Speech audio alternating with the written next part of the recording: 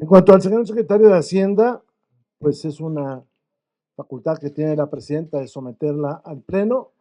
Nosotros estamos preocupados por la economía del país, que no crece, que no está en sus mejores momentos y que pues es preocupante. Ya sabrá la mayoría si le da el voto de confianza.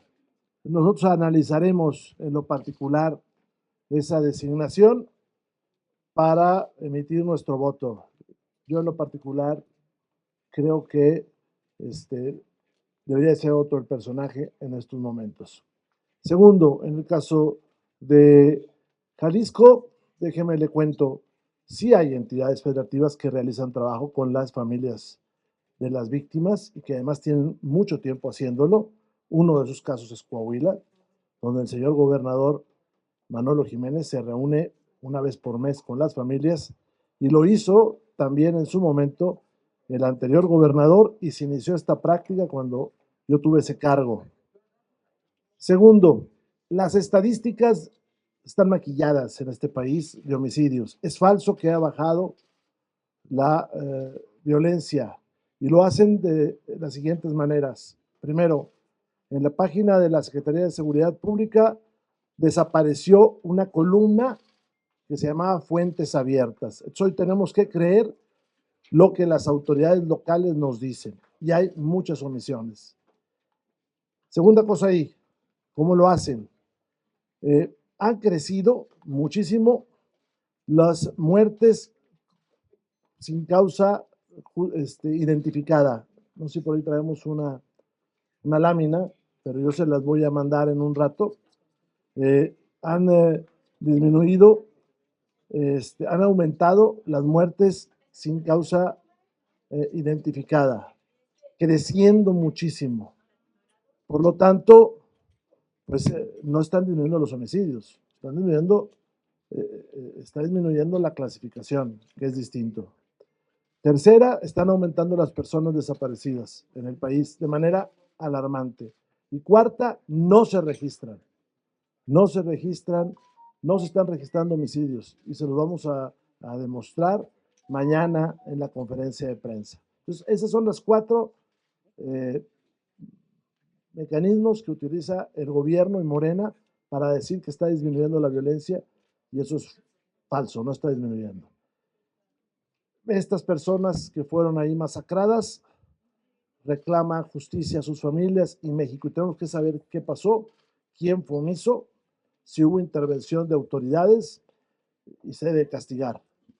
Y se debe de actuar con prontitud, porque es lamentable. Nos llama la atención que ayer ninguna mención en el Zócalo hubo por los feminicidios, por la violencia y por este acontecimiento.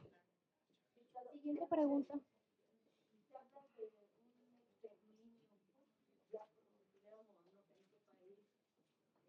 A ver, déjenme le cuento lo que se ha sabido y lo que uno ha podido indagar.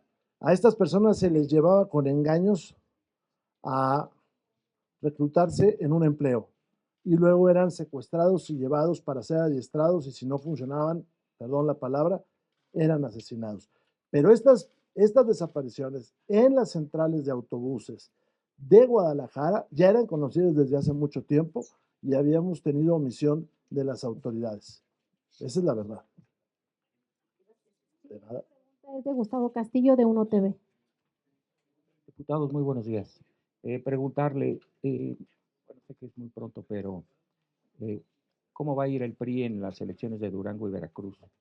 Por ahí se decía que estaban en pláticas todavía con el PAN, si es que no se da esa alianza con los otros partidos de oposición. No es lo que yo sé hasta ahora. En Veracruz, cada partido ha determinado por una estrategia electoral válida y propia que no significa ningún tipo de rompimiento, ir separados.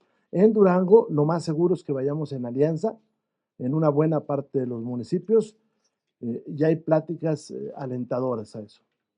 Y por otro lado, por otro tema, la semana pasada, pues está este asunto de todavía de la solicitud de desafuero contra el presidente nacional del PRI.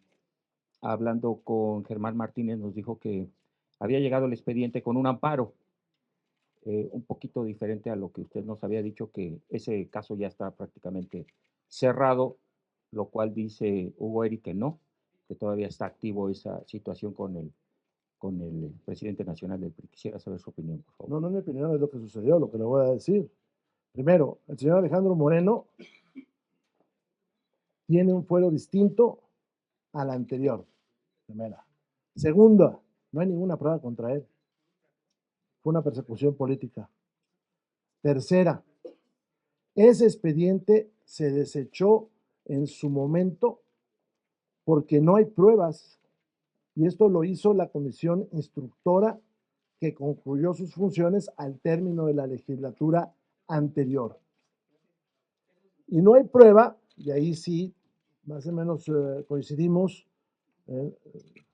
Germán y su servidor, porque un amparo declaró que las pruebas eran ilícitas, por lo tanto se desecharon. Entonces la solicitud venía acompañada de pruebas ilícitas y se desecharon. ¿Quién notificó a esto? A la Cámara lo notificó el señor Procurador de Justicia del Estado de Campeche. Dijo, fíjate que las pruebas que nosotros levantamos son ilícitas y esto lo determinó un juez de amparo. La ley, usted lo sabe, dice la solicitud más las pruebas. Si no hay pruebas, pues no hay solicitud. Eso es lo que pasó. Y bueno, de ahí todo el mundo podemos decir muchas cosas, ¿no? Yo le puedo decir la primera, esa sesión, si es de la instructora, búsquela usted en la Gaceta y no está. Sesionaron sin estar en la Gaceta. El caso de Cuauhtémoc. También nos informaba el diputado del PAN, Germán Martínez, que habían perdido una votación de 3-1 ese día para que se diera ya entrada al tema de Cuauhtémoc Blanco. ¿Cómo ve usted esta situación? No, lo desconozco y desconozco el sentido de la votación, porque esas votaciones son de la instructora, yo no pertenezco a la instructora, yo pertenezco a la jurisdiccional. Yo creo que es una decisión ahí que hay que analizar qué es lo que sucedió. Siguiente pregunta, Fernando Damián de Milenio. Gracias. Buenas tardes, diputado. Entonces, con estas consideraciones o esta información que usted proporciona sobre el caso de Alejandro Moreno, ¿qué es lo que procede en este momento en la sección instructora? ¿Habría lugar a iniciar el juicio de procedencia contra el senador? Esa es una pregunta. Y la segunda, me gustaría conocer su balance sobre la asamblea informativa de la presidenta Sheinbaum el día de ayer. Ella, pues muy optimista, dice que ve muy complicado que se apliquen aranceles después del 2 de abril. Y usted, entiendo que señalaba que 50% de las mercancías mexicanas serían objeto de estas tarifas. Ya son objeto. Tres cosas rápido, le contesto y le agradezco. La primera, el senador Alejandro Moreno nunca ha cometido una irregularidad. Y aquí no hay expediente de eso. Entonces, pues más allá de lo que se diga o no se diga, pues aquí no hay expediente de eso, ¿no? La segunda cosa, en relación a al evento de ayer, fue un mitin descafeinado.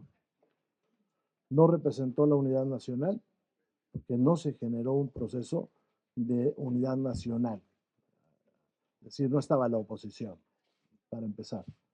No estaban opositores, no se ha dialogado con la oposición, y ahí hay dos mensajes. El de adentro, que sigue siendo un mensaje político de polarizar el país, y hacia el exterior, pues lo descafeinaron bastante. Ahora, no es que yo diga lo de los aranceles o no lo diga.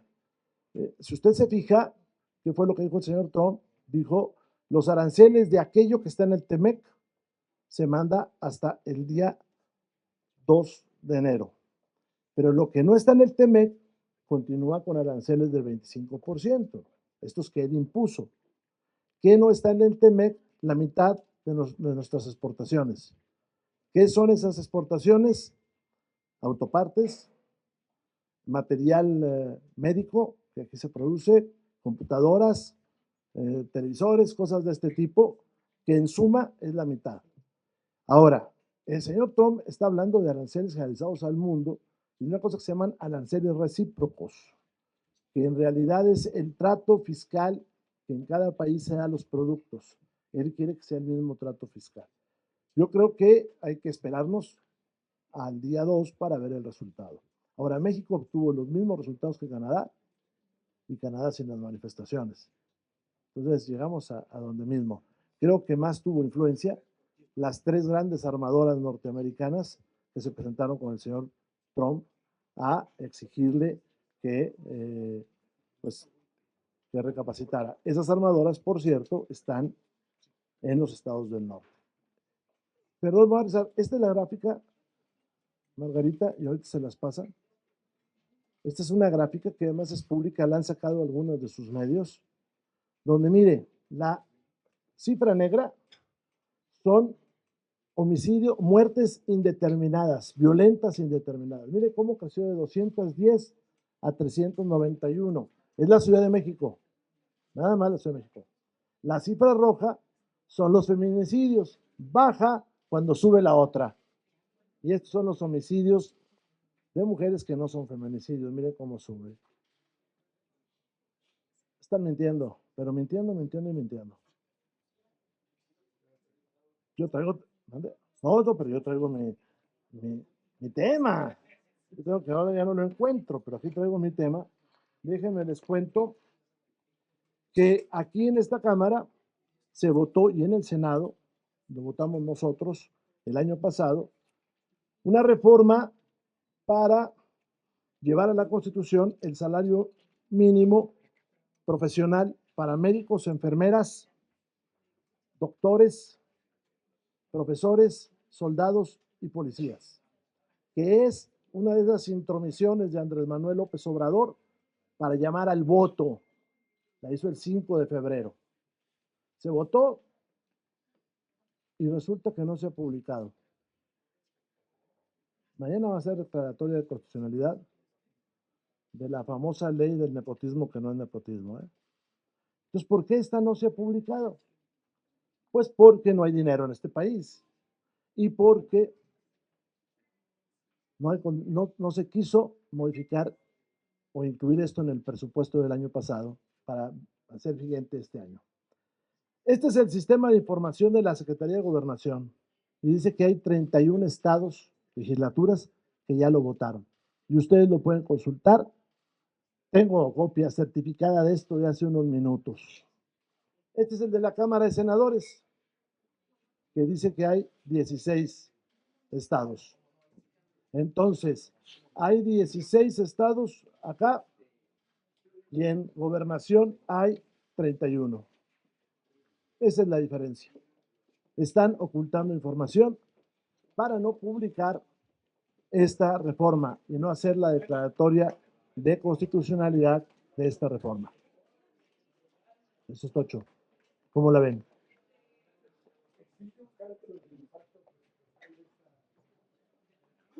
No, ni lo tienen ellos. La votaron sin el cálculo de ellos. ¿Cómo ve? Están ocultando. No tiene dinero para pagar. Como ese, ¿no? A ver, yo creo que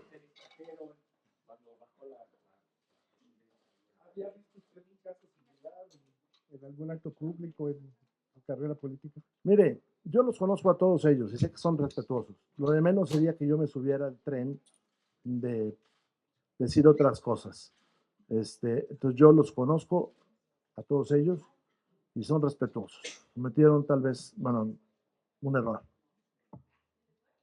Todos son gente respetuosa, porque la mayor parte de ellos era del PRI, ¿no? Y en el PRI nos enseñaban a saludar al presidente.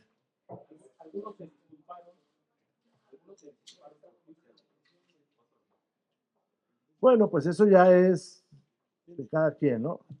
Pero yo los conozco a ellos, insisto. Lo de menos es que yo me subiera al tren de atacarlos. Se llevaron la mañana, ¿eh? Ya nadie habló del discurso.